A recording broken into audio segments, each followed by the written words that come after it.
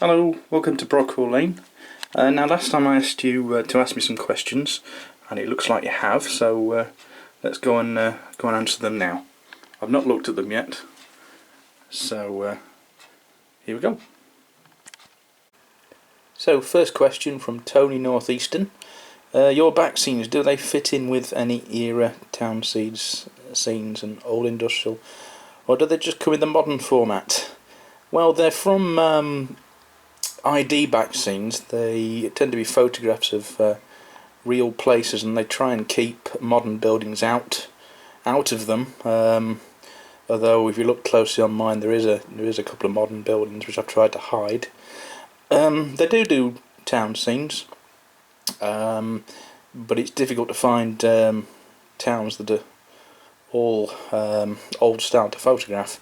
I should check out ID back scenes. They do quite a good range.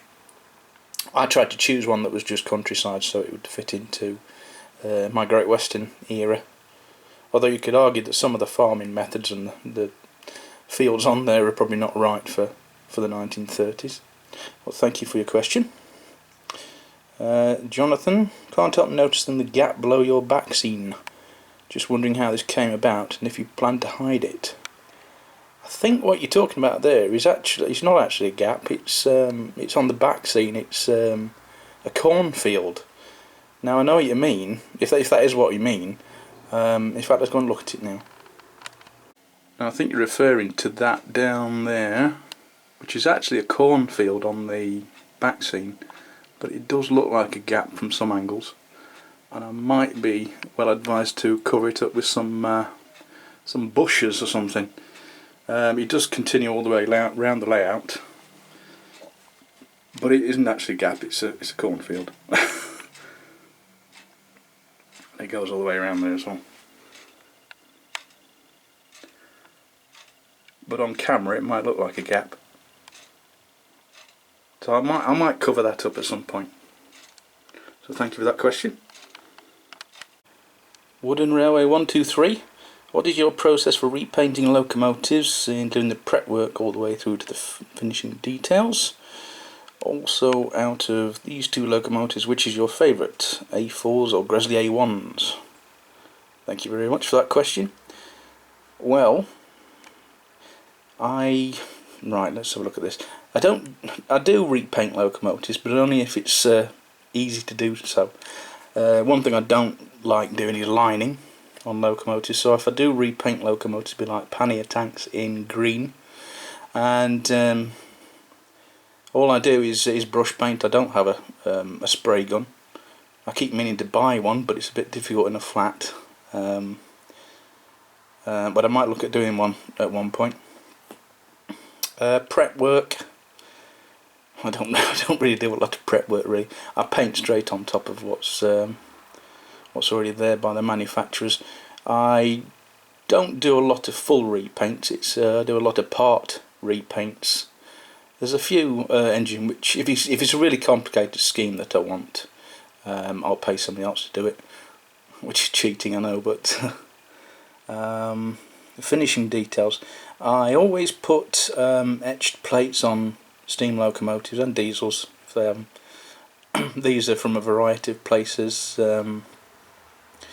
I find for diesels, if you're talking diesels, Fox nameplates or Shaw plans very good as well. A lot of these I actually fix in place using white PVA, which will surprise a lot of people because they think, well, that'll just fall off, but it's better than super glue because it doesn't mark. You know, if you need to take them off, if you get too much glue on it, it'll come off with a bit of water. You can really, even if it's set, you can usually pull them off with a bit of force and then clean up the glue with water, because it'll still turn back into liquid form if you add water to it. So an awful lot of details like that I'll use PVA glue. It takes a long time to dry, I'll give you that. You don't have to touch them for a while, but that works well for me, especially with Springside lights and things like that. If it's details that are going to come off or get knocked around in the box, I've been using super glue recently, which is something you have to be really careful with. That's a big question. I need to do a whole video on that really. But favourite locomotive, A4 or Gresley A1? It depends what I'm building at the time. A4s I suppose are always a favourite because there's more of them around. I like Bitten, the preserved A4. That's a very nice engine. Unfortunately I haven't got much room for A4s and A1s on my layout, so I might have one day. One day I'll do a bigger East Coast main line. That's something I can get quite a few. Next one, Railway Boy. How do you make the point levers next to your points? Right, let's go and have a look at those. Right, well the actual arm is available white metal from, and I'm trying to remember what company it is. It could be PD Marshall, it could be Smith's. But if you search on eBay for white metal point levers, I'm sure you'll find them. They need painting, and I've just put them on top of a bit of balsa wood. It's a scruffy, rough square base, make it look like planking, and just put that on top. It's not entirely accurate, but it does for me. And then it's painted with the same track colour as my Trackside, which is usually the rail match track colour. Next question. I'm not going to attempt to pronounce that. What's your favourite loco? That's easy. Great Western 14XX. Favourite train from Europe but not from the UK? Now there is a railway I really love, which is the RHB, the Rötische in Switzerland, and I used to model that at one time with HOM items from BMO. Now they did a lovely, I think it's the 600 class GE 442, I think, and I really like those. In fact, so you know what I mean, I'll find you a picture now, 1 second. There you go, there's a picture on it, and the Tafana one. Meter gauge locomotives, and I don't usually like electrics, but I love those. They're really nice engines, as are all the Rötische Bahn stock locomotives.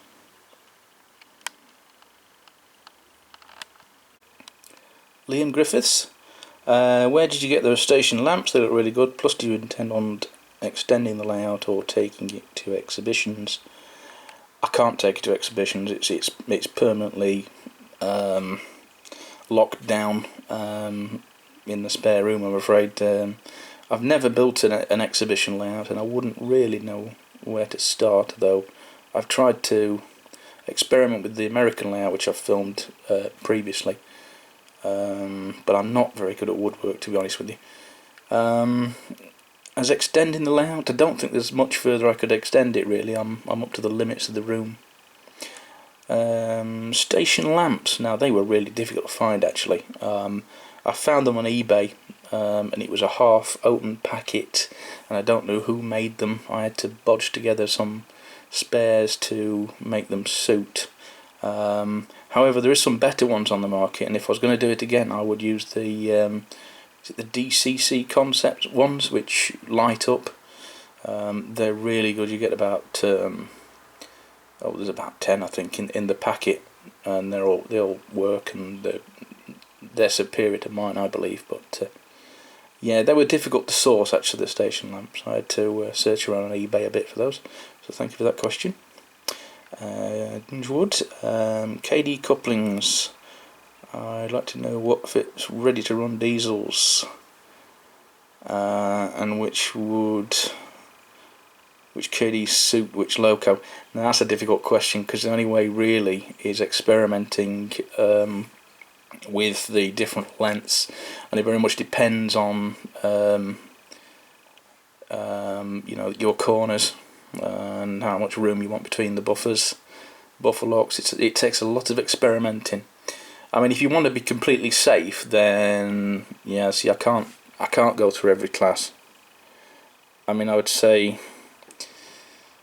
if you want to be safe, then the longest ones are 20s, and they just fit into the NEM pockets, but they'll leave quite a gap, and it won't be any better than tension locks.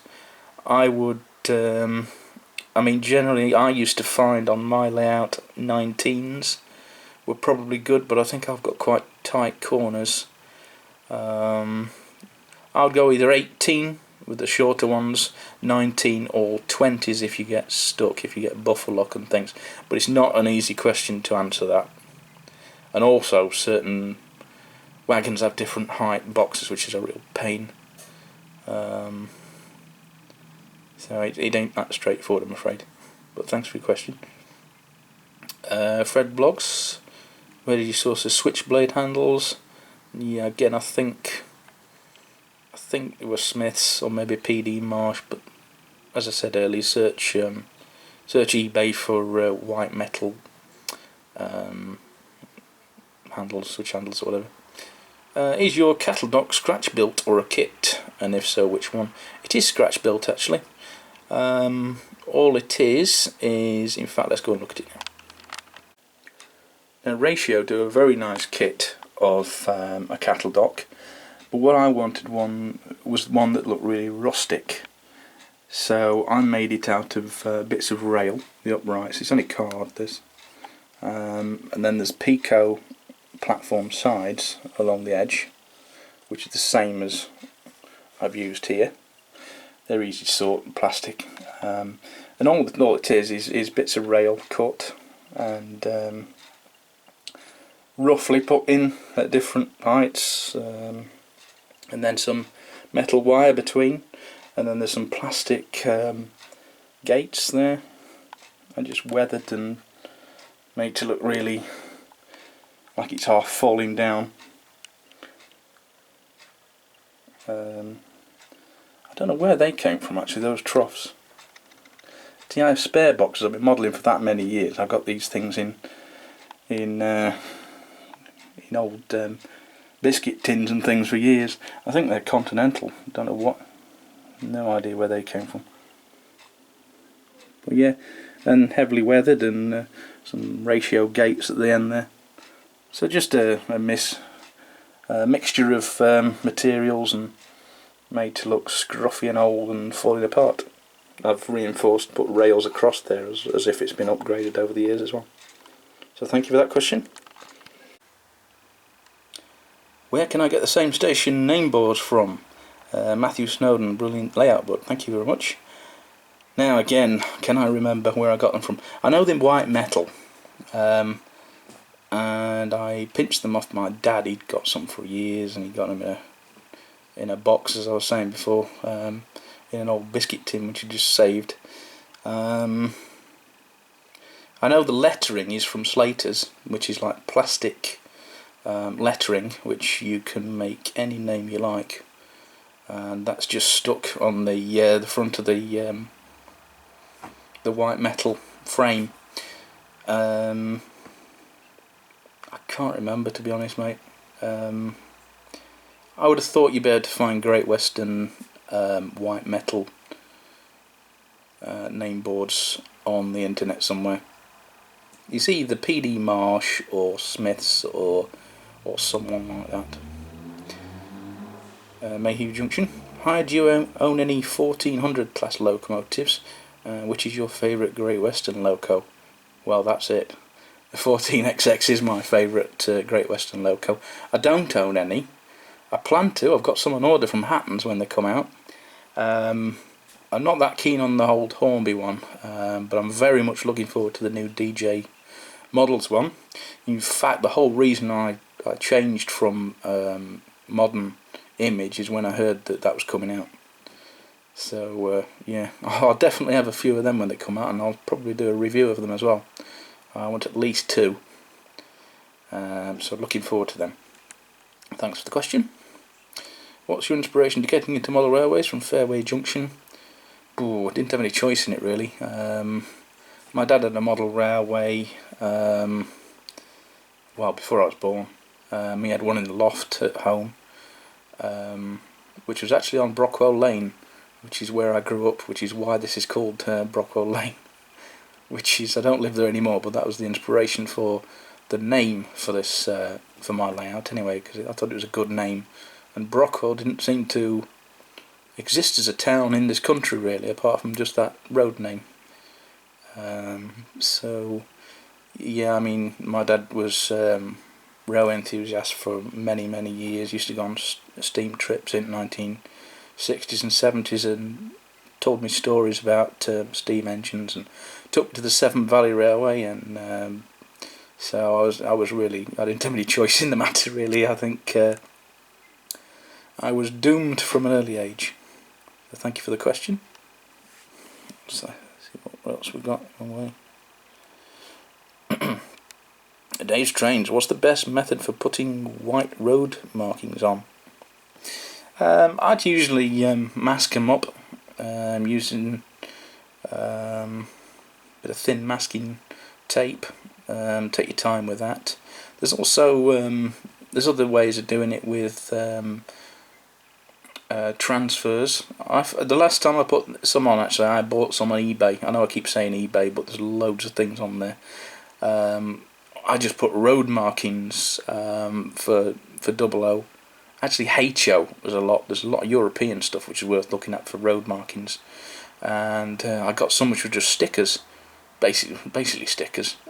Yeah, they just come on a sheet. They're really cheap. They might not even be produced commercially by a big company. It might just have been somebody that put them on eBay. But that was a good one. What is your least favourite UK locomotive unit? From James Spilbeam. Least favourite? Well, I suppose my least favourite ones are the ones that I don't see or have never seen. So I would probably say that ones from around London, because I just don't get to London very often. So, you know, I'm not really very interested in the underground stuff. But you know, that's only because I you know, don't go to London very often. If I did, I probably would like them. So yeah, or some of the most common stuff is probably not as interesting. I mean, there's a lot of 66s around at the moment, but I wouldn't say they were my least favourite.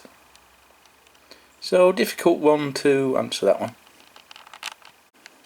Graham Morrison, will you ever build a modern diesel layout again? Yes, I will. I'll build loads of layouts. This is probably my, I don't know, 15th layout I built. Yeah, at some point I'll get bored of steam and I'll go back to diesel. I mean, if I was left to my own devices and money was no object, I'd have 10 layouts. You know, if I win the lottery, I have a big shed. I'll build all sorts of things. It's just the space I've got and what I'm interested in at the time. So I'll certainly will be going back to diesel at some point.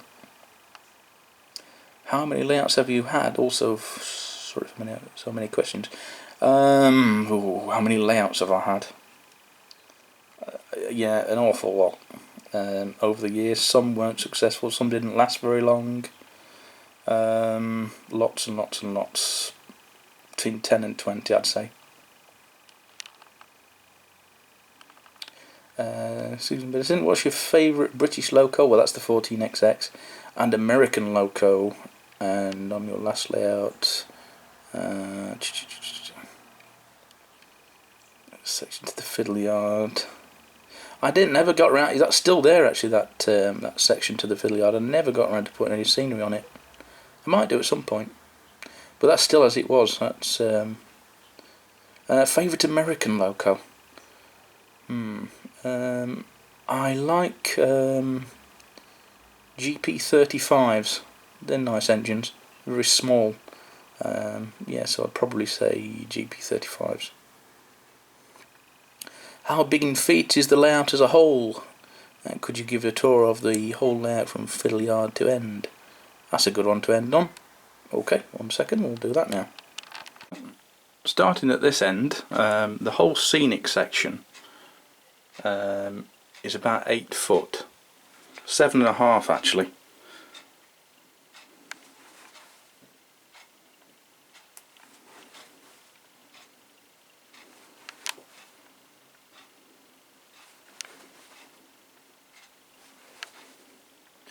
It's 7.5 to this break here, and you got 1/2 foot behind the, which is just a corner onto the underneath the window, which is just a strip, which goes underneath the window there. Then you've got the fiddle yard side, which is not quite as long as the scenic side.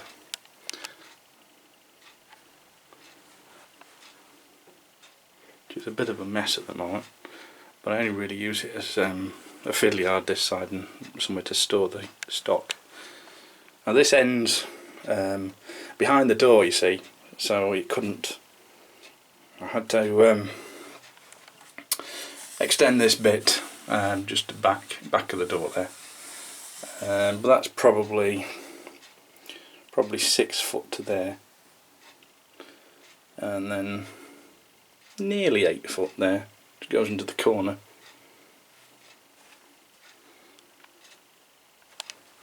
So basically the scenic bit is where you're about the size of a single bed really, because this is only a little room meant for a single bed, a child's bedroom really, something like that. So that's what I had to work with. So thank you very much for your questions. It hasn't actually been in these magazines, this layout, that's previous layouts. But yeah, thanks for watching, and I'll see you next time. Goodbye.